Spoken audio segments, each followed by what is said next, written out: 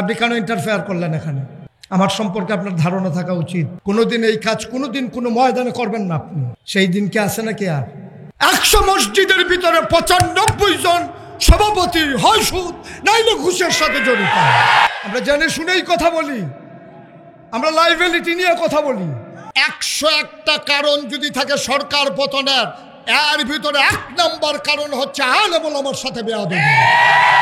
আপনি মসজিদের খতিব, আপনার অন্তরে যদি সভাপতির ভয় থাকে, সেক্রেটারির ভয় থাকে, আপনি তো সুন্দর ওয়াজ করতে পারবেন না।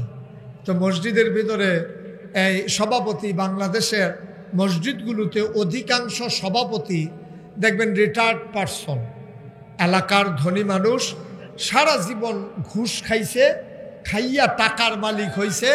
এই টাকার মালিক আমারে বলতে দিতে হবে তো, ঠিক কথা বলার জন্যই তো আইছি।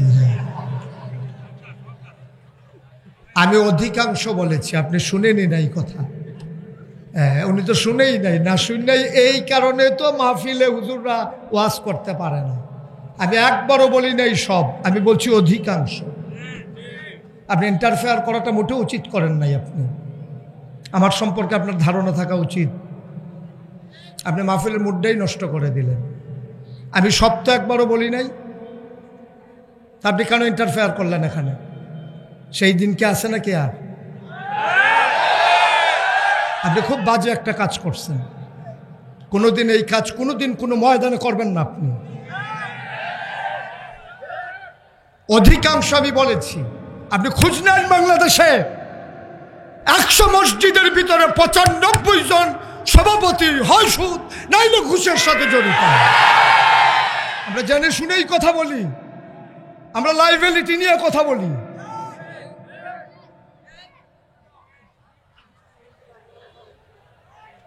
কয়জন ভালো মানুষ বাংলাদেশে আমার জানা আছে?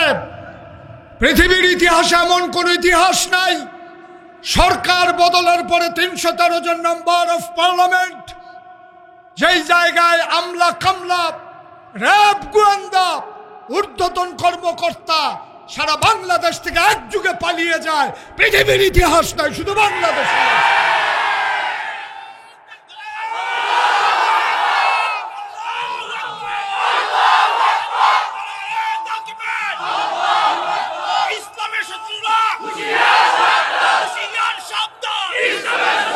ঠিক আছে, কথা বুঝতে হবে, তারপরে কথা বলতে হবে। মাইক এখন আমার হাতে। একজন আলেমের সাথে কিভাবে কথা বলতে হয় আমরা ওইটা বুঝি নাই বলেই একসাথে সবাই পালানো লাগছে। যদি ডাক শুনতো, কথা শুনতো, তাইলে সবাই একসাথে পালানো লাগে না। আমি মনে করি 101টা কারণ যদি থাকে সরকার পতনের, এর ভিতরে 1 নম্বর কারণ হচ্ছে আলেম ওলামার সাথে বেয়াদবি। এই বাংলাদেশে জেলখানাগুলোর ভিতরে থাকার দরকার ছিল চোর, বদমাইশ, গুন্ডা, আর এই বাংলাদেশের জেলখানাগুলো ভরে গেছে আলেম ওলামা দিয়ে।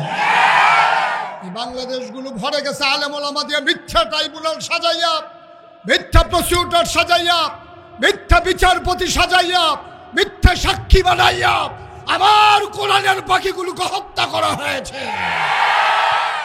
এই বাংলাদেশে কে কোন অপরাধী আমাদের জানা আছে? অপরাধীরা পার পেয়ে যায়, ভালো মানুষগুলো অপরাধীর কাঠগড়ায় দাঁড়ায়। ঠিক কিনা?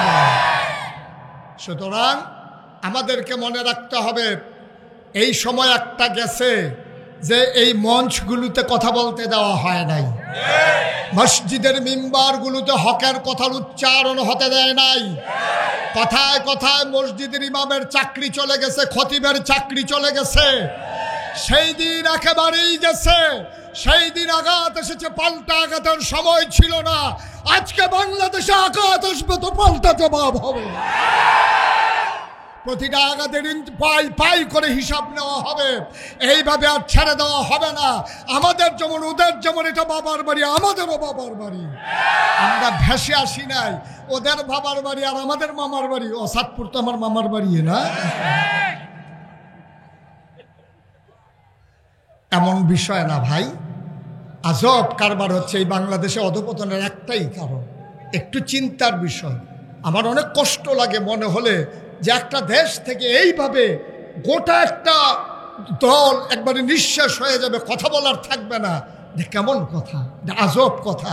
এ দেশের জন্য এটা ডেস্ট্রয়, এটা ধ্বংস, এটা অধপতন, এটা লক্ষণ বেশি সুবিধার না। ভালো মানুষ আজকে রাজনীতিতে আর আসতে চাইবে না, ঠিক কিনা বলবেন? ধ্বংস করে দিচ্ছে, সব শেষ হয়ে গেছে। তো যেই কথাটুকুন বলছিলাম, খুব মনোযোগের সাথে কথা শুনতে হবে, অর্থ বুঝতে হবে, আমার কথার গভীরতা কত এটা নিজে বুঝে হয় বুঝতে চাইবেন, নাহলে চুপ করে থাকবেন, আর যেন কোনো শব্দ না হয়। সবাই পড়ে না আমিন। বন্ধুগণ, আল্লাহ তাবারক ওয়া তাআলা এই কোরআনুল কারীম দিলেন নবী মুহাম্মদুর রাসূলুল্লাহ। নবীর নাম শুনলে কি পড়তে হয়? দুই একবার না বারবার, দুই একদিন না প্রতিদিন, দুই এক সপ্তাহ না প্রতি সপ্তাহ, দুই এক মাস না 12 মাস, দুই এক বছর না সারা জীবন আমরা পড়ব সাল্লাল্লাহু আলাইহি ওয়াসাল্লাম। মুসলমান, আল্লাহ কোরআনুল কারীমে 30 পারা 114 সূরা কত সুন্দর করে আল্লাহ জানিয়ে দিলেন। আল্লাহ সুন্দর করে বলে দিলেন, ইয়া আইয়ুহান নবী, হে নবী, আত্তাকিল্লাহ, আপনি ভয় পাবেন কেবলমাত্র, শুধুমাত্র, একমাত্র আমার আল্লাহকে, ঠিক কিনা? দুনিয়ার কোনো মন্ত্রী, এমপি, উজির, নাজির, উপদেষ্টা, ওই যে বলছিলাম মসজিদ কমিটির সভাপতিকে ভয় পেয়ে যদি মসজিদের ইমাম কথা কয়, তাইলে আর ইসলাম থাকবে না, ঠিক কিনা বলেন? আমি কথা বলতে গেলে কোরআনে আমার বাবার বিরুদ্ধে চলে যান। আমার বাবা যদি অন্যায়কারী হয়, মনে করেন আমার বাবা যদি বেনামাজি হয়, তা আমি যদি আমার নামাজের কথা বলি, আমার বাবার পক্ষে যাবে না তো? এই জন্য কি আমি নামাজের কথা বলবো না?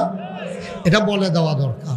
এই এলাকার যারা মসজিদ কমিটির সম্মানিত সদস্যরা আছেন, ইমামকে ডাকাইয়া বলে দেবেন যে হুজুর, আপনি কোনোদিন কারো দিকে তাকাইয়া কথা বলবেন না, শুধু কোরআনের দিকে তাকাইয়া কথা বলবেন।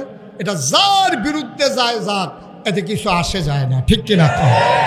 এইটা যদি হয় তাহলে লাভ হবে জাতি, লাভ কিন্তু ইমাম সাহেব হবে না, লাভ হবে জাতি। ইমাম সাহেব বরঞ্চ কষ্ট করা লাগবে। এখন সভাপতি যখন বলে দিছে কোরআন সুন্নাহ মতো কথা বলবেন, এখন উনি ইচ্ছে করলে মন মতো কথা বলতে পারেন না। এখন কোরআন জেনে জেনে বুঝে বুঝে কোরআন অনুযায়ী কথা বলা লাগবে, এতে করে কষ্ট করা লাগবে। উনি জাতি বেঁচে যাবে, কোরআনের মৌলিক কথাগুলো, ফান্ডামেন্টাল ডিসিশনগুলো জাতি জেনে যাবে, তারা বুঝে ফেলবে এই কোরআনের ভিতরে কি আছে, ঠিক কিনা বলেন? দেখেন, তা আল্লাহ তাবারক ওয়া তাআলা নবীজিকে কেন এই কথা বললেন যে ইয়া আইয়ুহান নবী আত্তাকিল্লাহ, আপনি ভয় পাবেন আল্লাহকে? কেন বললেন? নবী কি আল্লাহকে ভয় পেতেন না? নবী কি আবু জেহেলকে ভয় পেতেন? আবু লাহাবকে ভয় পেতেন? তারপরও আল্লাহ কেন বলতেছেন হে নবী আপনি ভয় পাবেন আল্লাহকে? এটা বলার উদ্দেশ্য কি? বলার উদ্দেশ্য হচ্ছে, আপনি যেই পথে দায়িত্ব পালন শুরু করেছেন, এই পথ কুসুমাস্তীর্ণ নয়, এই পথ ফুল বিছানো নয়, এ পথ কণ্টকাকীর্ণ, এ পথ কাটা বেছানো। এ পথে চলতে গেলে মখমলের এই বিছানা থাকবে না, লাল গালিচা থাকবে না, এই পথে ফুল বিছানো থাকবে না, এই পথে থাকবে কাটা, এই পথে থাকবে ঝড় ঝঞ্ঝা। এই পথে চলতে গেলে মামলা হবে, হামলা হবে, জেল জুলুম নির্যাতন হবে, প্রয়োজনে জীবন দেওয়া যাবে, ইমান দেওয়া যাবে না, ঠিক কিনা? এই জন্য আল্লাহ তার নবীকে রেডি করছেন। নবীকে বলছেন যে কুল, হে রাসূল আপনি বলুন, ইন্না সালাতি ওয়া নুসুকি ওয়া মাহইয়ায়া ওয়া মামাতি লিল্লাহি রাব্বিল আলামিন। দেখেন কিভাবে আল্লাহ রাব্বুল আলামিন তার নবীকে তৈরি করতেছেন। বলতেছেন হে নবী আপনি বলুন। বলেন যে বলেন আল্লাহ কি বলবো?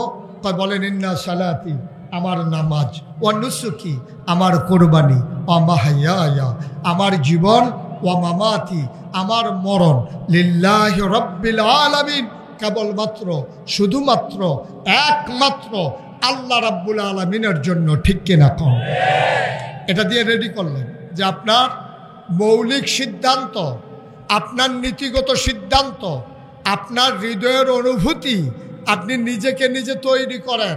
আপনি বুঝাইয়া দেন আমার যা কিছু, আমার ব্যক্তি জীবন, আমার পারিবারিক জীবন, আমার সমাজ জীবন, আমার রাজনৈতিক জীবন, আমার ইন্টারন্যাশনাল রিলেশন, আমার ব্যক্তি, আমার স্ত্রীর সাথে সম্পর্ক, আমার সন্তানের সাথে সম্পর্ক, আমার বাবার সাথে মায়ের সাথে সম্পর্ক, প্রতিবেশীর সাথে সম্পর্ক, দেশের সাথে দেশের সম্পর্ক, লিল্লাহি রব্বিল আলামিন, সকল কিছু শুধুমাত্র কেবলমাত্র একমাত্র আল্লাহ রাব্বুল আলামিনের জন্য। সুবহানাল্লাহ বলবেন না? এই আল্লাহ নবীকে যেটা শিখাইলেন এটার সাথে কি আমরা একমত? কথা বলেন একমত?